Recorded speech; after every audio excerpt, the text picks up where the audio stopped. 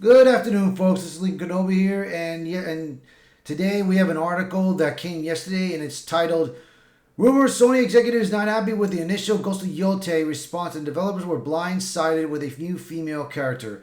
Now, the thing is, when I first saw the first trailer, I was impressed with it. I liked it what they were doing with it, and introducing a female character, female lead. Okay, I was fine with it. I mean, there's not been no issue on it. I mean, I've played games with female lead characters, and I had no issues with it as long as they didn't do no identity politics or any modern day nonsenses in the game. I have a problem with that. But as long as they don't do that, I'm fine with it. But I did read an article, I think it was a week ago, that there was some controversy going on with it because, of course, you have the female actress who's going to be voicing the character. She is an activist and everything, a female activist that is into all pronouns and everything, and that's an issue right there. And of course, who hates cops? So that's a problem right there. And of course, you do have a former Sweet Baby Inc. employee involved in the project. So, but let's see what this article's got. Let's see what we've got to read on. A new rumor claims that Sony executives are seemingly not happy with the response to the announcement trailer of Ghost of Yote, and a number of developers were blindsided by the new character Atsu.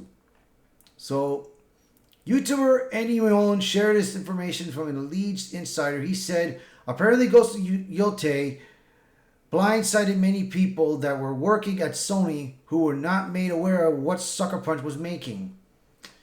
He added, and that people in the mid-levels at Sony were actually confused when Yote was announced because they were under the impression that Jinsaki would be getting a sequel. Eddie Mion and also shared, and they are not happy at all when it comes to the response of that game either internally at Sony right now. The game received mixed reactions with a number of top comments bemoaning Sucker Punch abandoning Jinsake's story. One lamented, "Imagine hearing about Jin as a legendary folk tale quest." Another wrote, "Ghosts of was the best idea to stick with. This way they can tell loads of different stories from different eras, showing pretty cool characters." So this is set in the 1600 turn of the Sengoku Jidai period of Edo, 400 years after Jinsake, wrote Da Funk 140. 1603 is the establishment of the Tokugawa shogunate, and Yote is a major mountain in Hokkaido, northernmost island of Japan, which leads me to believe we're able to explore Hokkaido. Exciting stuff, lots of it to explore. Another share, Jin is literally a ghost now rip. So right now, it's like I said, there's mixed comments about it and everything. I can barely read it. Let me see if it's right here easily. All right, let's see.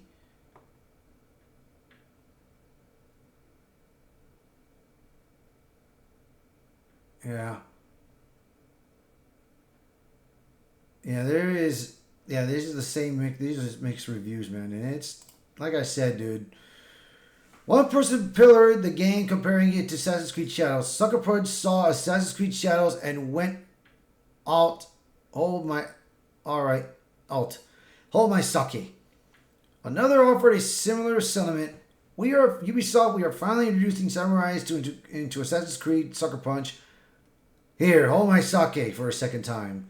Hopefully, Jin is still gonna be mentioned in the game, probably as a legend about how a foot-tall demon called the Ghost beat the Mongols out of Japan. Dawn Drifter while hungry. Anrin wrote, "I never expected them to make this IP into an anthology series of different time periods and places in Japan. I think they made this right choice." Another shared Aonu called Mount Yote with Makin Puri or Female Mountains, and someone mentioned The mountain is believed to have the power to strengthen women's energy. What a way to choose a scene and protagonist. This is what we call artists actually doing their research. Weird. Outside of the trailer, Sony and Sucker Punch were heavily criticized for featuring a female character in the formerly male lead franchise, with many pointing to Sony's diversity and inclusion policies. Brazilian gamer Cabrutus Rambo, the creator of the Sweet Baby Inc., detected Steam curator list and DIDetected.com posted on X. But the female protagonist is the new next Ghost of game. It's not because of DEI reasons. Below, we have Sony's latest corporate report released yesterday. The signs are there. Don't be surprised if we discover things about this game in the future. YouTuber Dread Robots are also posted. Joseph Yode is Sony's best next big game. To think that they wouldn't shove DEI into their most anticipated title is ignorant. There are so many signs that people can withstand before they start asking questions, and we're now at that point. Just because the 3-minute long trailer doesn't outright say it to your face doesn't mean it isn't there. But we should know this by now. I will say, like I said, man, I will say it like this, bro. I don't see nothing wrong with the game, but we have seen this happen time and time again, bro. That you got the creators, they make a title, they make a little bit of something there, but it wasn't enough. But if more tends to show up, like there has been in the past, we see the big disappointment right there. We see what they're trying to do. And it's just right there, pure nonsense. So, but I do want to know more about it. I do really want to know more about this game. But let's continue reading.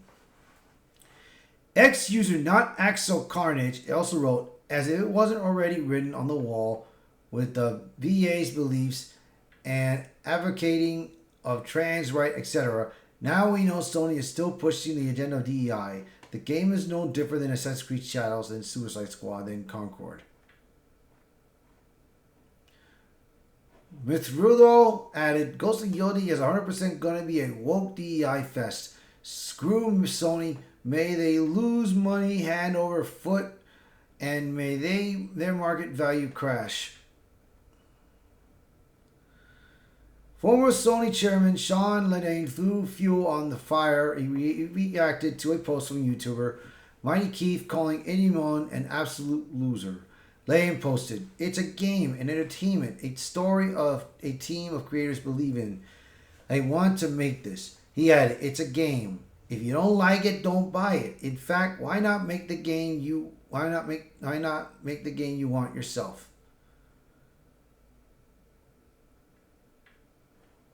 See, here's the thing, bro. Everyone's got a right for their opinion, whether they like the game or whether they don't. But everyone has also a right to be concerned. So, Mighty Keith, I've watched his videos. I like his videos and all. But he did not have to go there. He did not have to go there like that. But it is his choice. That's what he wanted to say. So he cannot change what he said. So I'm not against him on that. But Sean Layden, what he said there, that was a mistake. All he had to do was, I respect your opinions and your concerns, but I am telling you for sure, the game is not woke. There is no DEI in the game. You guys will not be disappointed. That's all he had to write, man. He did not have to go that hard. But he did. So right now, so far he has not retracted what he said. So that is going to be on him.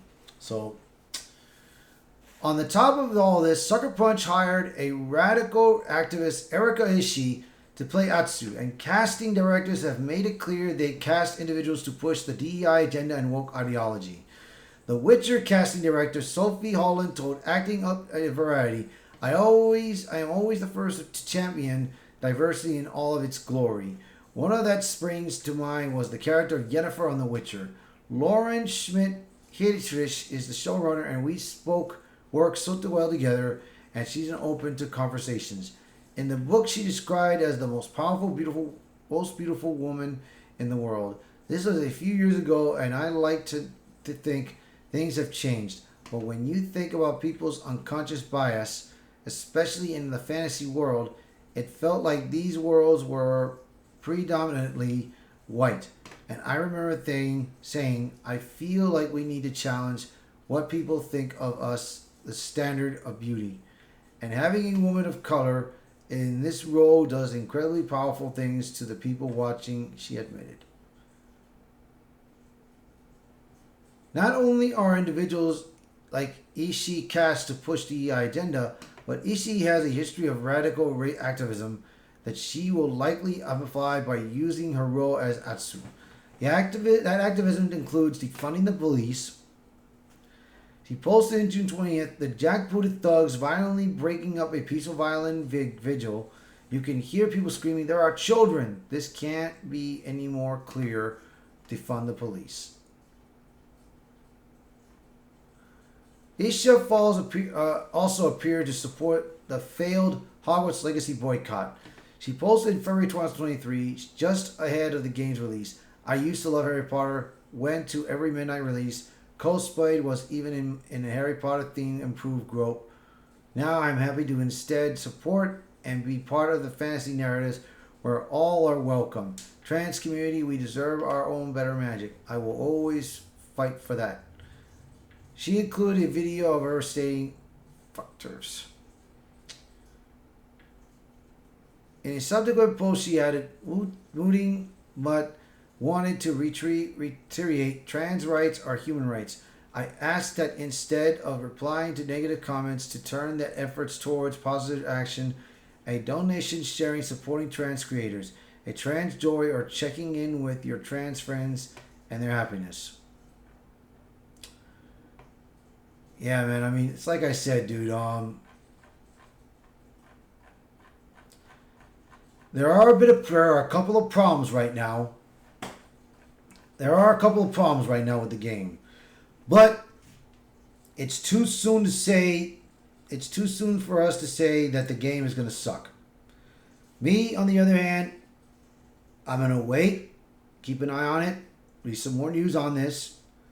Get another. If there's another trailer, I'll get another trailer, watch it, and I'll determine it for myself if I think this game is worth buying or not.